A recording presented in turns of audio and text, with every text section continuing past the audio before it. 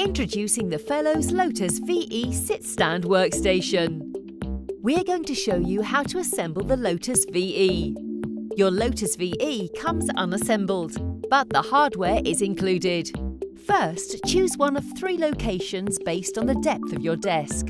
Attach the tower pole to the base plate. For thicker desks, you'll need to flip the base clamp and reinstall the 2 bolts. Ensure the tower pole is facing the correct way. Attach the base to the table. Attach the platform to the tower pole. Next, attach the visor assembly to the tower pole and attach the monitor to the visor plates. You can adjust the tension of the visor assembly by removing the plastic cap and using the 2 provided spanners. Next, attach the lever to the platform. Engage the lever to raise the platform to the highest position.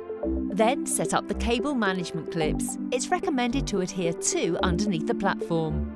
Place your keyboard and mouse on the platform and run the cables through the cable management channel. Snap the cables into place underneath the platform and along the tower pole. Run the monitor cables down the rear of the tower pole. Now your Lotus VE is ready to use. Stand up for a healthier way of working with the Fellows Lotus VE Sit-Stand Workstation.